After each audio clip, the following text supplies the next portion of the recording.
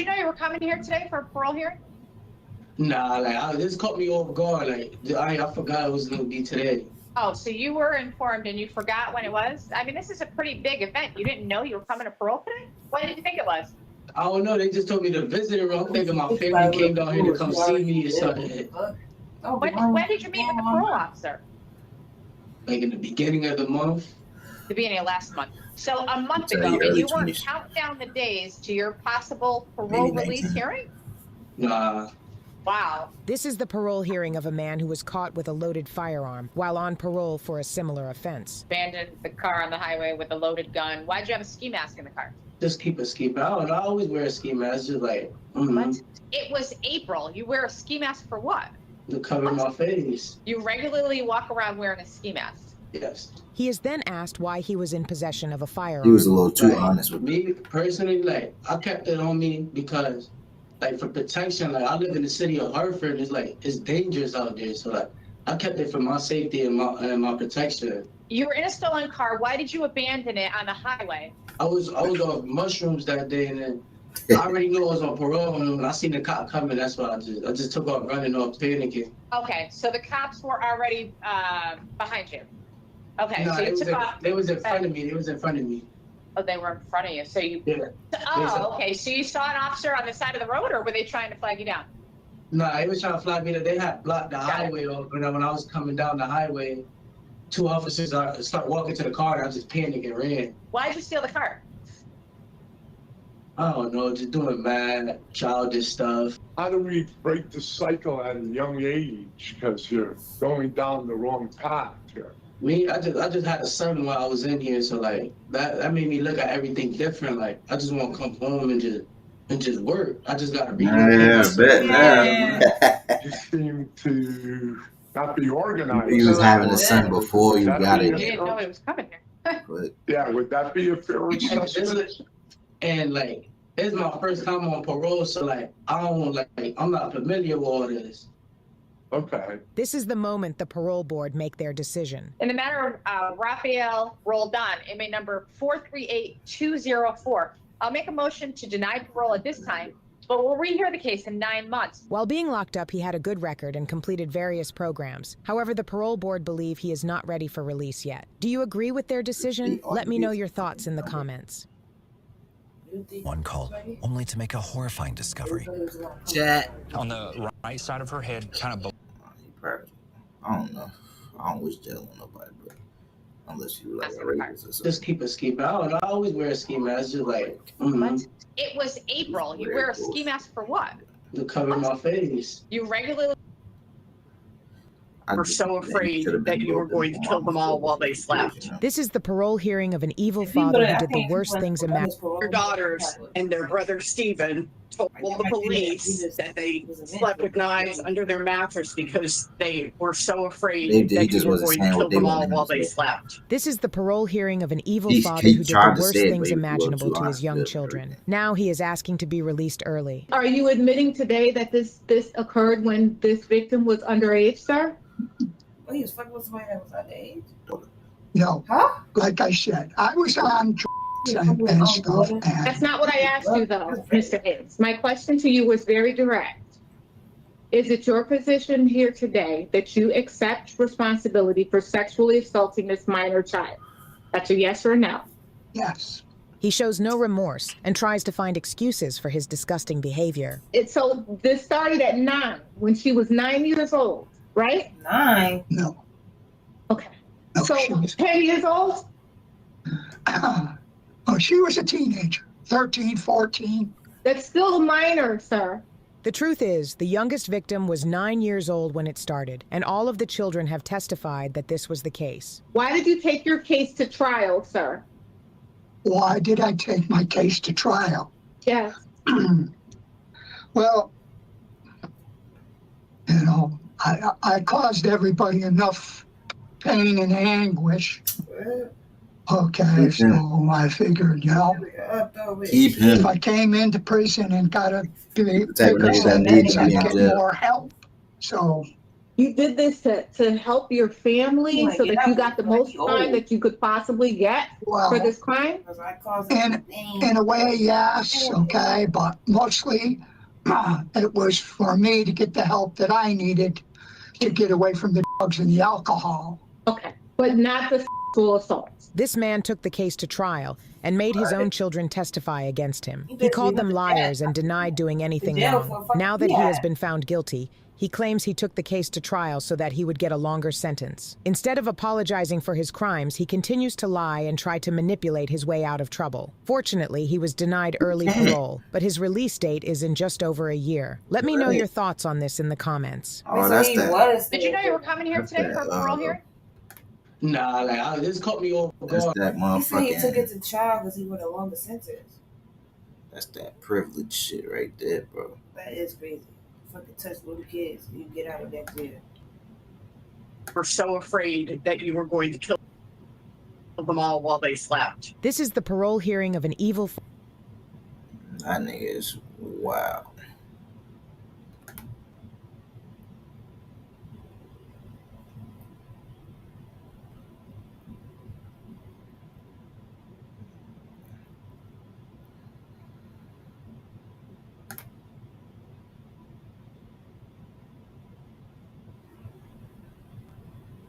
Okay, this is verbal, but see the verbal, it ends up to us here. Yeah. You know what I'm saying? And where I heard the punch. The punch, she finally called gets it wild. You grab I it. pulled it here. Now I'm dragging it here. You know, the trial over here. I'm dragging to the side. I'm trying to get to my stuff. This was one of those moments cops never see coming.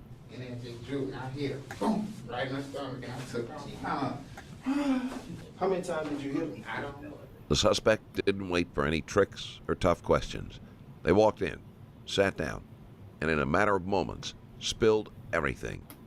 She was good out of the floor. She squirming. She rolled over to a water bottle, poured water on her. You know, I'm not so much evil in the dog. She ain't even dying type stuff. You know what I'm saying? It was one of the fastest confessions ever. How you doing? I'm sitting warm down just for me. How you doing? All right. I'm trying to get down to the bottom of everything.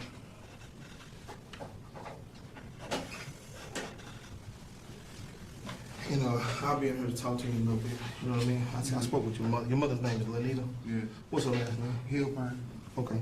I'll be back in here to talk to you a little bit, then we can get down to the bottom of everything. Can I get you anything to drink? You gotta get some water. Okay, all right. And we can go from there. But before we get started, you got any questions for me? Not really. Okay.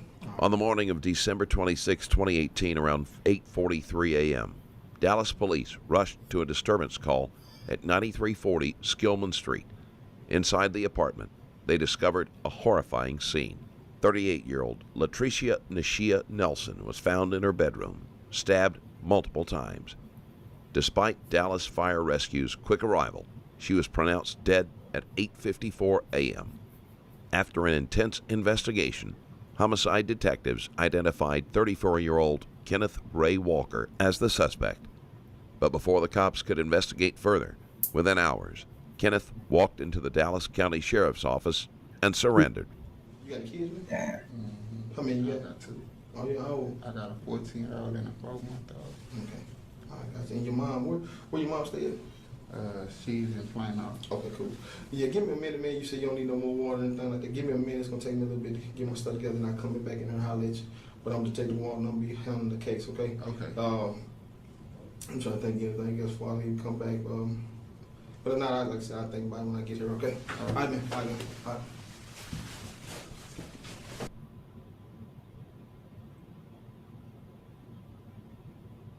You know, I appreciate you wanting to talk to me. I want to get down to the bottom of it. Let me go right into this so you understand your rights, okay? You can follow around. You have the right to remain silent, not making a statement at all. Any statement you make may be used as evidence against you at your trial. You with me? All right? Any statement you make may be used as evidence against you. You want to talk to me so we can get down to the bottom of everything. All right? That was the hoodest fucking amendment rights reading I ever fucking heard. You with me? But I know that, based on me talking Right. to you, I've developed my own Better use that. relationships. You don't seem like you're a cold-blooded person that you just got a bad heart. Seem like you got a big heart. You know what I mean? And at the end of the day, I got to You get could down just to the tell them bottom of this. motherfuckers Can I call you in the Kendall? country stuff. I got to get down to the bottom of this to find out what exactly happened out there, because I know things got bad out there. All right? So tell me, let's start from the top and tell me what happened. So that we can go from there. Kenneth is almost too eager to describe the crime, which also highlights another emotion that can lead to quick confessions: pride. It could be a desire to boast about his actions or take control of the narrative, feeling empowered by recounting the details. I had just did 5 years, man. I had got out of penitentiary in like 2012.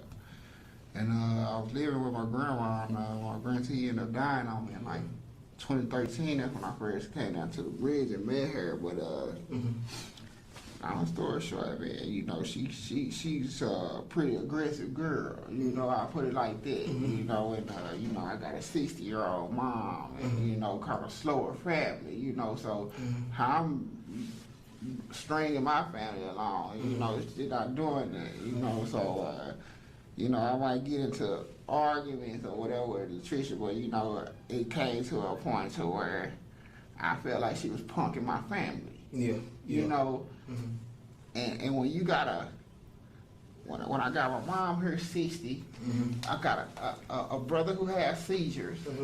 You know, and I got this aggressive girl, and at the end of the day, when we arguing, you know what I'm saying, and I can leave. Right. You see, I got somewhere to go.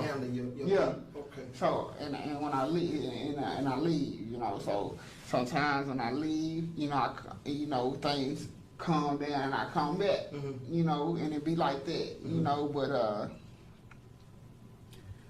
it started to seem like, you know, she was kind of punking me and blackmailing me, you know. Yeah. You said blackmailing? What blackmail, like, you know, my dad's in prison, you know, and she'll come with me with it, well, you gonna be in there with your daddy. Yeah. You know. Now you want to get on to... Yeah. You know, man, I'm not your mama. I can't take care of you like your mama. You know, just some kind of stuff out the blue, you know, and it's to the point to where I don't want to bring my mom around. You know, I don't want my family around you because you might beat up my mom or maybe do something to you, you know, you know, and it's kind of blackmail because, you know, I've been to prison and my fight kind of different. You know, I'm going to run from you because I don't want to go back to prison. You know what I'm saying? And that's kind of my little kid there, you know, but you got some people that don't want to respect your mind, you know, and then turn into blackmail. You gonna be in prison, I ain't your mama. And brushing up against me, beating me up, and then it's starting to pump.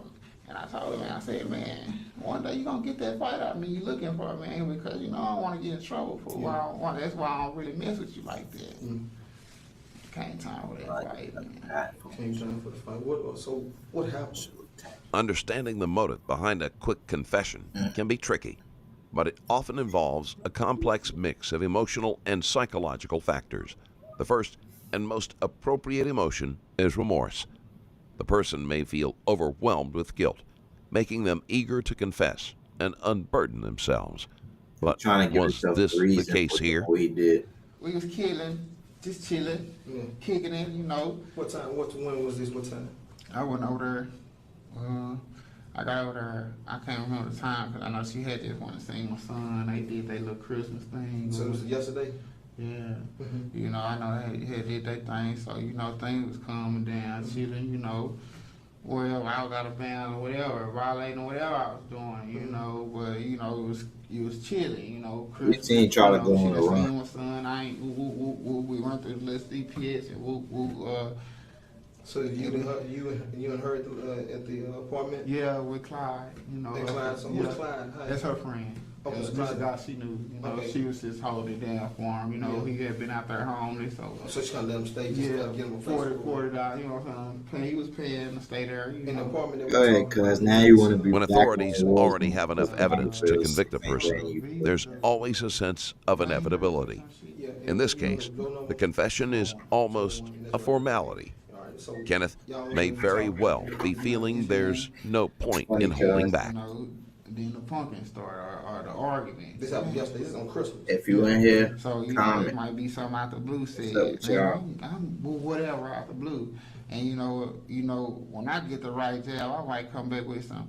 Well, I'm He trying to give himself a motive for that. Because I know that's a fight for the story. You know, I'm trapped in the house, and she likes to run out, scream and get security. You know, sometimes out the blue, you know, she might say something fancy to me or something fancy and stand up, go unlock the door and hold the door, and you can exit if you want. You know, like you know, either way, I mean, you can't punk me, man. You, because your only motive is because I've been somewhere you haven't. And you know, it's a place I don't want to be, or I would rather not be, or I'm trying to stay away from. So when it turns to blackmail, I was like, man, you don't get that fight out of me, man, because you're not going to be punking my family and punking me. In some cases, a suspect may believe that cooperating immediately will lead to more lenient treatment. Confessing quickly could be seen as a way to gain some control over the outcome. You know, when I could have ran, took off, or whatever, but Now that the whole truth was out, Kenneth Ray Walker was arrested. He now faces a first-degree felony charge and awaits justice. Help me understand exactly what went on at the apartment. So y'all started arguing. Was it at nighttime? Yeah. So it's on Christmas, or it's about, you said about 1 o'clock in the morning. 1 o'clock in the morning. So today. Yeah. About 1 in the morning. So y'all in the back. So was Clyde up in there? Yeah, he was in the living room, but I caught her in the room. You know, I kind of took the argument to the room because I'm like, she was trying to argue out there in the baby. Let's, you know, because you I know what you're doing, and I'm saying, man, you finna get that fight out of me, man, because I'm getting tired of running from you. You know, and it's because to the point to where you punking me and blackmailing me, man. You know, and that's only because you know I don't want to go to prison, man, and you holding it over my head, man. So what did she say while y'all up in the room? What exactly did she say? What started? Because you know the situation may You want to go to prison? And then it'll die down. You going now, my boy? The conversation dies down, or the argument dies down. She'll throw something in there. But you. Oh, so Sunday. But you want to make sure that y'all argue. You want to make sure you got it out. Yeah, but because it's because I say something. Try to make them go through we calm down when we're friends again, and I just have to do it for shit. Fuck what you talking about, you know? Yeah. Kind of type shit, you know? Just man, well, fuck. That nigga they gonna kind of scared. trigger you, and I'm like, He was holding it over my head. Fight, man, we didn't calm down, but I got some smart shit to say. I'm gonna let you have what the fuck you want. You know, that's kind of where my attitude. Well, So that's when you say you still going to jail. It show me, like I said, just show me. Cause I need to know. Because the door is like right now. I was like, call in and push the door, and she's fighting. And I could hear it. Boom. You hit it with your fist first? Yeah, but I had my coat in the closet. I had a little dagger in my coat that I had found like way out there. You know, kind of had it with And so when she came up, you said you hit her first. Did she fall down? Yeah, kind of.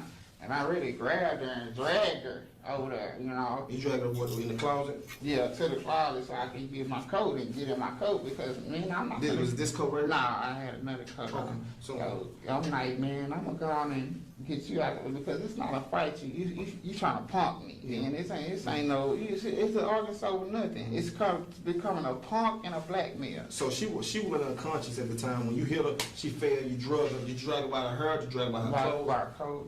She had clothes. So what did she have on? Okay, she's something I don't really remember. Okay, so did you pull her shirt up? He hit her. He trying to get clarification on the shit. Like, so she was unconscious when you dragged her. So basically, okay. So it ain't gonna be no self-defense or none of that type of shit. If he was ever trying to go for that. Ends up to us here. You know what I'm saying? And while her the punch, the punch, I pulled her here. I'm dragging her here. You know, the trial on her. I'm dragging her to the trial. I'm trying to get to my stuff. You know, because she got me hot. You know, so I get it to my stuff, and she.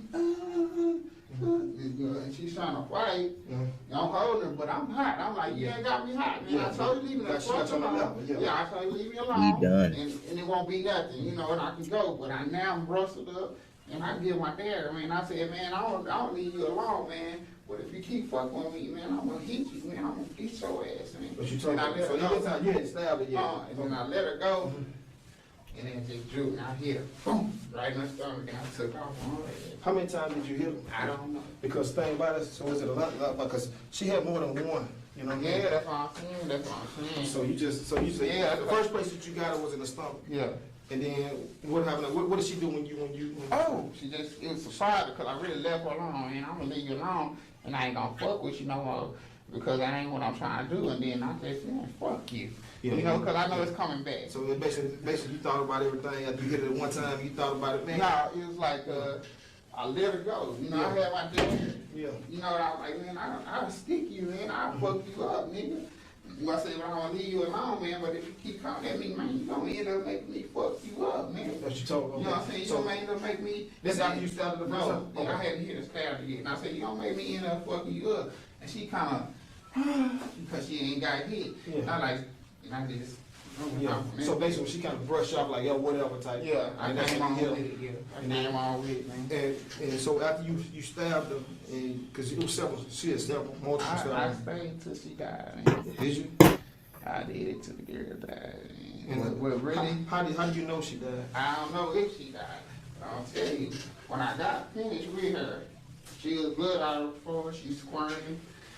When she got finished with, when you got finished with her, and it sound like you killed her. Evil in the dog, she ain't even dying type stuff. You know what I'm saying? And she wobbling all over the floor. I'm like, this chick ain't dying, man. Kenneth is almost too eager to describe the crime, which also highlights another emotion that can lead to quick confessions: pride. It could be a desire to boast about his actions or take control of the narrative, feeling empowered by recounting the details. I said, her neck, her eyes. Because I'm trying to really kill her, though. You know what I'm saying? The time I said, you ain't gonna do it, so we're gonna get rid of you. You know what I'm saying? So I'm really trying to kill her, but at one point I let her go, man. I told my mom. He even said it. At that point, I was trying to kill her. If I tell you that girl wouldn't die, man. And as far as when you say you stayed there till she died, did you stay there till she stopped moving? No. I'm gonna tell you what, she was bothering all, like I said.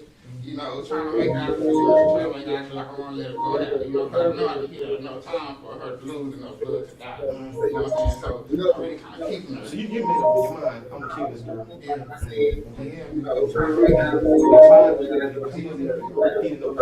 Yeah, I hear my heart, you know, and after a while, the argument died. You know, but I'm seeing the girl was rushing, and she just ended up laying right into the man. I'm talking about that's some evil, man. She came back that morning,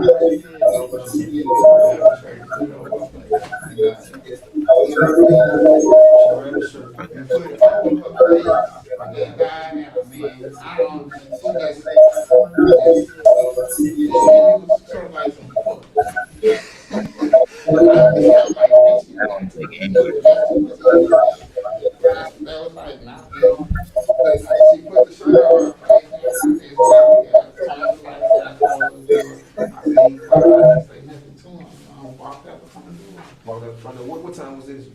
About 1, 2 o'clock in the morning. Where did you go? To the train station. Yeah. And what about the coat that you pulled out? I don't know where the coat is. I went back looking for the coat, I couldn't find it. But you definitely know where the bag is. Yeah. All right. As far as when you went, you got on the train.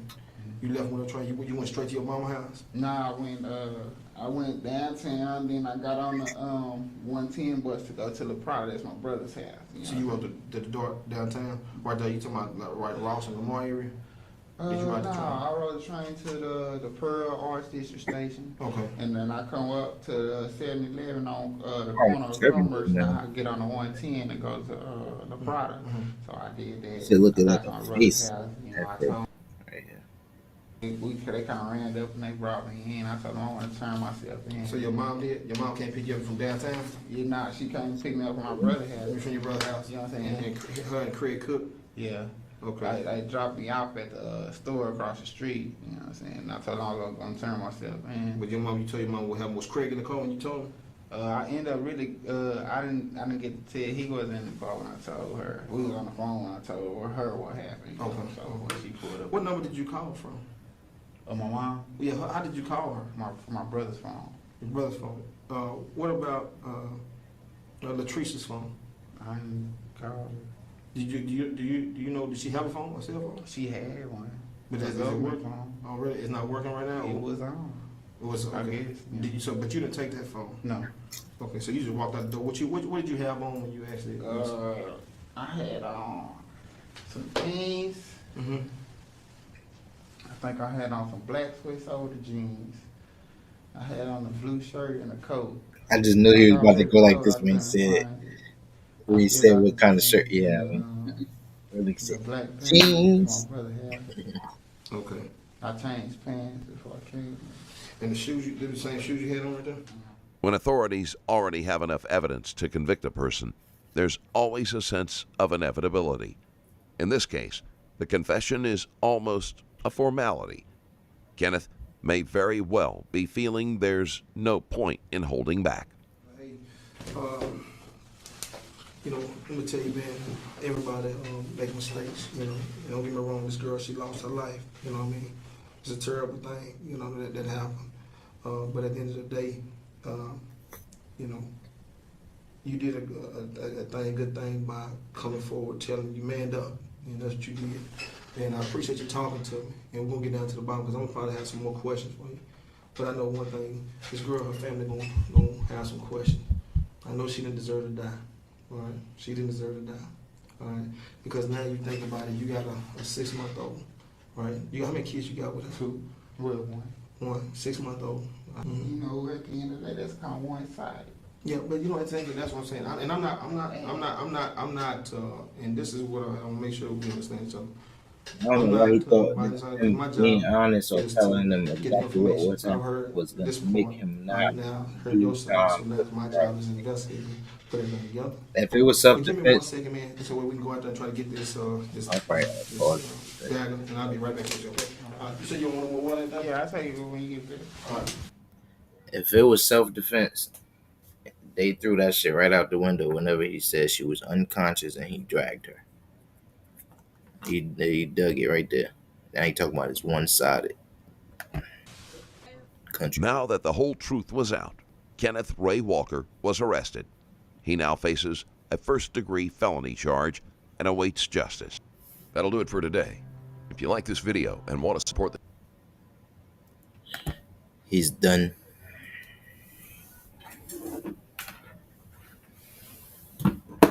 Kenneth done.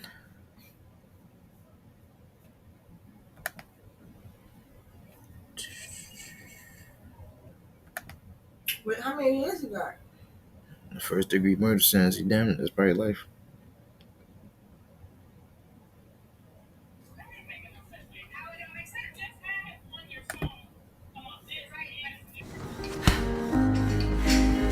They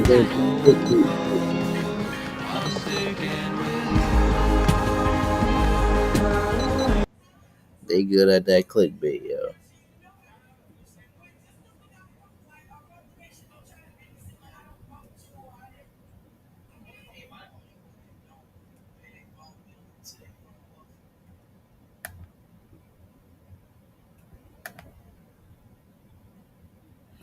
I'm gonna subscribe to it though.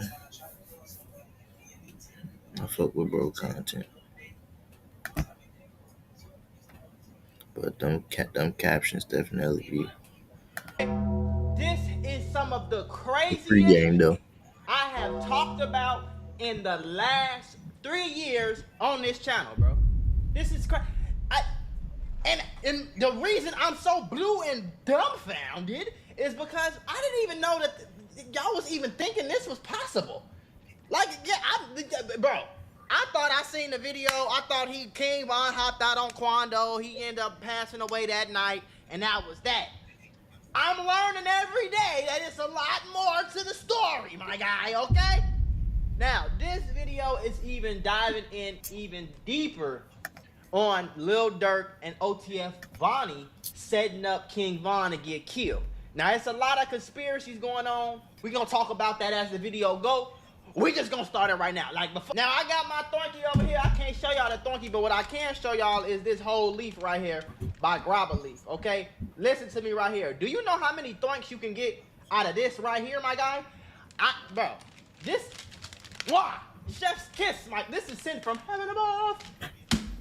So make sure you get you some, roll you some Throink up, start the video with me. Let's get it. But if they kill King Von, it's something that's not right. The ops don't play with him, that happened from inside. That happened from inside. Oh. That happened from inside. Oh. So that means you're giving us the watch for how much? However you look at it. Yeah. So you just give us the watch for $5 then, and then you put the earrings. We don't want them earrings. No. That makes sense, don't it? How much you telling me the earrings for? Those are, look at the back. No, how much are you? Look at the back. Okay, the They're back. not expensive. The back says 600. Okay. So that means you're giving me these for 5,500, like I said. Yes. And My first question is, why do y'all hire random hood niggas to manage y'all money and be y'all managers of these top? Like, wouldn't you go get somebody who know what they doing? See? That's my birthday now. You ain't even know. You ain't even know I had it. And y'all see Vonnie doing a lot of the talking. That's not a... It seemed like Vonnie was more of like the orchestrator for OTF. Like, he was more of like the person who makes sure everybody get their stuff together. Everybody get their stuff right. So it would make sense for him to even set up the whole play to get Quando Rondo cousin killed. You know what I'm saying?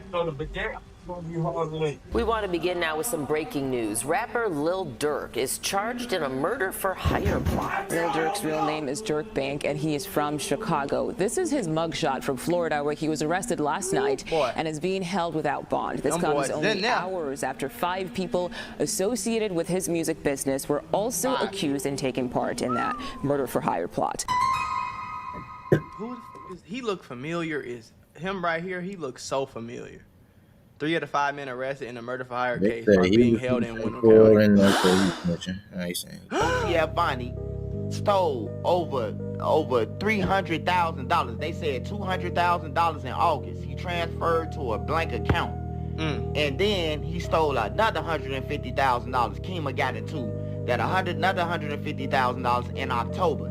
This after Von was dead, and they saying that King Von. And that would make sense if he was really managing his money. That means he know where money at. He know what money coming. He know where money got saved. He know where checks on the way. He know he will be one of the only people who could steal. I want to put y'all on to some of the easiest money you'll ever make in your life.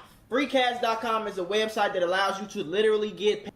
If he wasn't in jail for the murder for hire with Lil Durk. Right.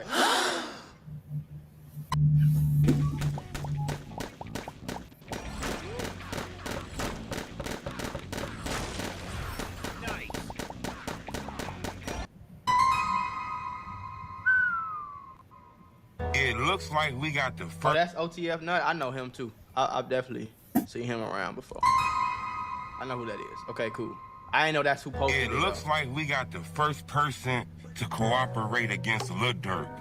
It looks like Vonnie, which I believe is King Von's cousin, but I'm not sure. But you know how people call people. I don't think they blood cousins. But Vonnie was around a lot, so I do believe that's. I don't think that was his blood cousin, but knowing what I know now, Vonnie's dad was cool with Von's dad. They grew up together. So Von's dad passed away. Vonnie's dad is still alive. So that's kind of like King Von's uncle, which would make Vonnie his cousin. You know, I don't think it's like blood related though. But it looks like he's the first one that we know so far that then, you know, officially cooperated against Lil Durk. It's crazy. From what people are saying, people close to Lil Durk is saying that this guy is snitching and people ratting close to Lil turning Durk against Lil Durk. Hey, look, I know it might sound crazy to y'all, man, but OTF Vonnie, man, he backdoored Von, man, and that's from the streets. That's for the people who know. It might be new to the internet. Damn, cause like, I don't know, that whole day, like the whole day was just like weird. It's just like, you know, it was just like a gloomy day type shit. I might be telling you some foreign shit that you can't comprehend right now. I still but can't he comprehend. backdoored Von, man. He the one who got up with Quando Rondo and them people, bro. When we got now, okay, was Vonnie there, bro? That's the question I got. Was OTF Vonnie, was he there on the scene the night King Von died? Was he there? And now, if you answer me that question and you say yes, now I want to know, okay, was OTF Vonnie the one who went and told King Von, hey, Quando Rondo and them over there? And if he did tell him that, What else did he tell him? You see what I'm saying? Did he say, hey, boy, Quando Rondo over there, let's go knock his ass out? Just to give him a reason to, did he set that play up? I don't think it's far-fetched. Like, don't get me wrong, I don't want to believe it. But I don't think it's that far-fetched for something like that to happen, gang. Like, we done seen crazier shit. We done seen much crazier shit doing these reactions, folks, now. To the party. Hey, when we got to the party, though, like, dude them was at the party.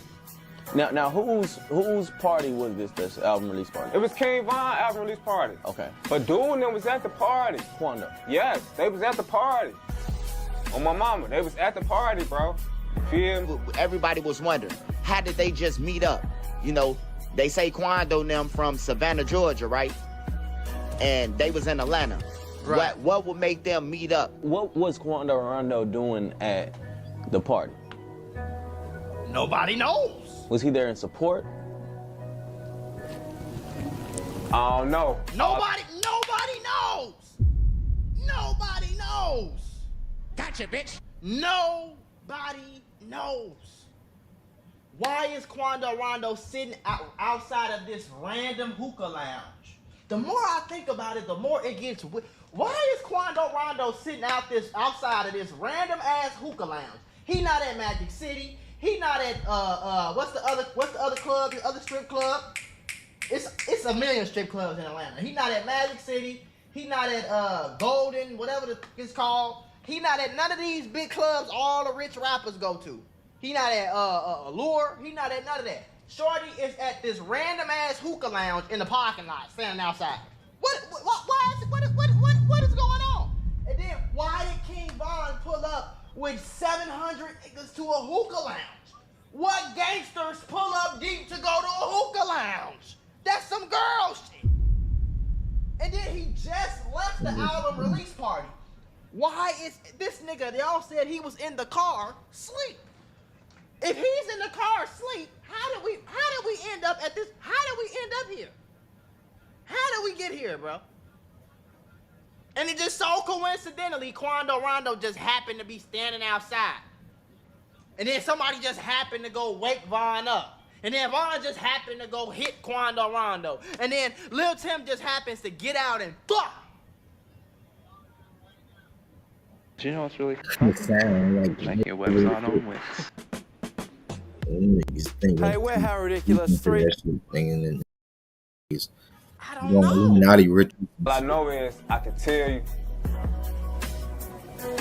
dude them was at that party. So, you feel me? I don't know. On my mama, they was in that bro.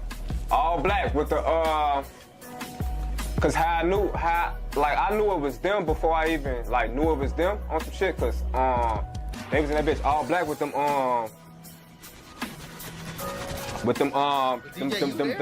crib chains, the handicap chair. Right. Yeah. On phone now, cause I was DJing. You know what I'm saying? And I was DJing. Looking in the crowd, seeing who was all. You know what I'm saying? Right. I was on my P's and Q's that night. I wasn't tweaking on phone now. So, but I ain't think nothing of it. You know what I'm saying? I literally didn't think nothing of it. Right. You feel me? So was he there? Shit. Was DJ you there? He backdoored Vine, man. He gave up they low, man. They got Vine out the way. He was stealing. Then the cases with him and Dirk and them, and also Dirk and them blamed Vine for the shit. Yeah, he is charged with attempted murder for a shooting outside of the Midtown Varsity. CBS 46's Kirsten Bragg joins us live outside of the jail. Trayson. That's right. This is where the Chicago rapper, was scheduled to turn himself in. And moments ago, he did just that. I want to show you a video of him walking into the jail. And as you mentioned, he's facing charges, 5 charges, in fact, following a shooting at the Varsity earlier this year in February. And they got it sealed. They blame Von them for the shit. It's been confirmed. And then they got it sealed after that. You know, Vonnie been slimy the whole time. He been stealing from Von all the situations that been taking place. We seen on the internet with Von them, Von accused. You gotta think about it, bro. It seemed like he was setting up. He not even negotiating jury prices, my guy. Like, It seemed like he was the operator and the manager of the whole operation, so much to the point where the federal government, the FBI itself, the FBI has came out and said, this is the person who bought the flights. This is the person who brought the guns to the hotel. This is the person who bought the guns. This is the person who bought the car, who orchestrated the whole hit on Quando Rondo cousin. You know what I'm saying? This is a person who finish him. This is the person who got all of this. You see what I'm saying though? He's the person who finished him. So it would make sense that he was the person that was booking the shows. He was the person that was booking the features. He was the person that was booking the commercials, booking his songs on Power and all this little shit. So usually when you got a manager like that, usually they are okay. Hey, King Von, he'll do that. Give me $1 million. Then he'll come back to King Von and be like, "Hey, boy, they gonna give you $750,000. That's cool." Von will say, "Yeah, you'll give him $750. Whole time you charging them $1 million, and you pocketing $250 in your pocket.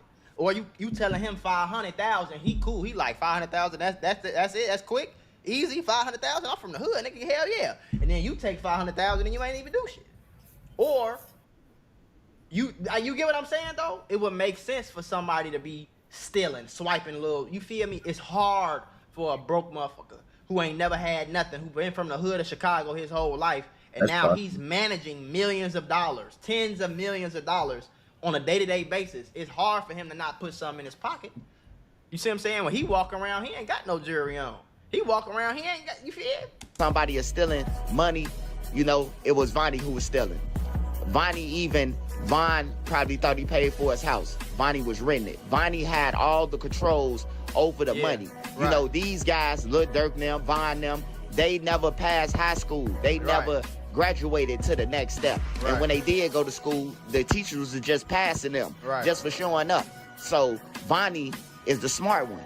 You know, he the one go to Icebox, break the deals for him. He do everything for him. He the one who, when a person get murdered in Chicago, they call for their payment, and he makes sure it get. They don't talk to Lil Durk. They talk to Vonnie. Now, who is OTF? Vonnie, is he really going to be the one to put Durk away for life? Or will Durk beat this with his billion-dollar lawyer? The world may never know, but one thing is for certain, is that Durk better be ready, because there is definitely more to come.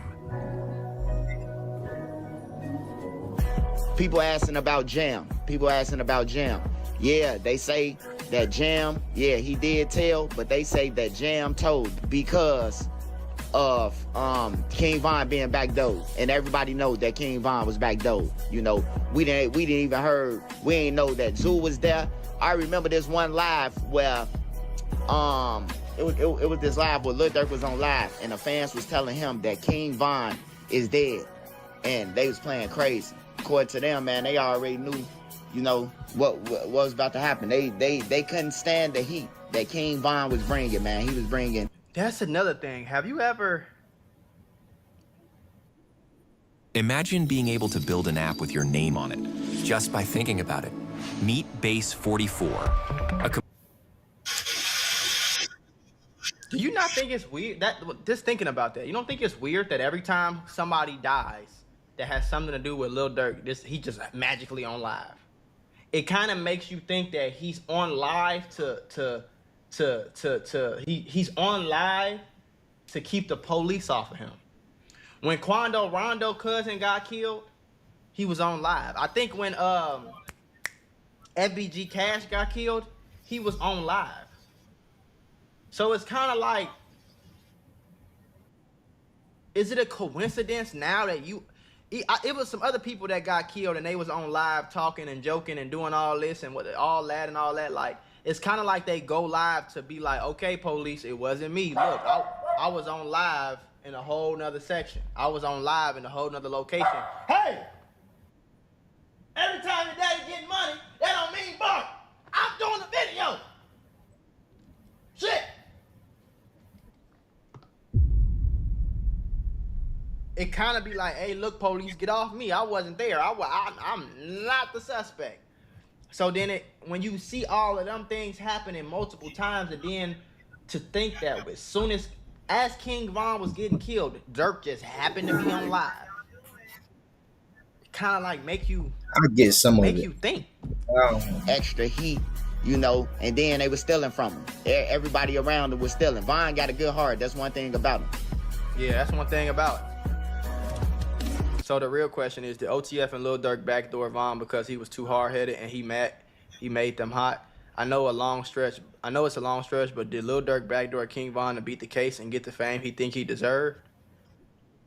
I don't know, bro. Because you know, King, I thought about that too. Like, was King Von just doing too much? Like, did King Von, the type of person he was, you never know. He could have threatened Lil Durk. Hey boy, if I find out you stitching in that case, boy, I'ma kill you, boy. You see what I'm saying? Now, what you feel me? Or I'm not saying it could be a valid reason. It could be an invalid reason. It could be some slimy shit. It could be, you know, you never really know what's going on for real. But he could have backdoored him just because King Von was maybe King Von was trying to do something to him because he thought he was snitching. And you never know, bro. You never know. But it's a lot of coincidences. There's a lot of dots that's getting connected right now that is just, it's just spooky to me. But it sucks that he passed away, though. Said that? He said. He said. He said. He said ops don't play with him. It happened from inside. I don't know. It's a million questions running through my head right now, and I'm just talking as they come. That's cocky street nigga talk, bro. Like, every nigga feel untouchable. Y'all think it's a coincidence that he died in Atlanta the way he did? How did Lil Tim make it out alive? Did somebody grab King Von homies? Did somebody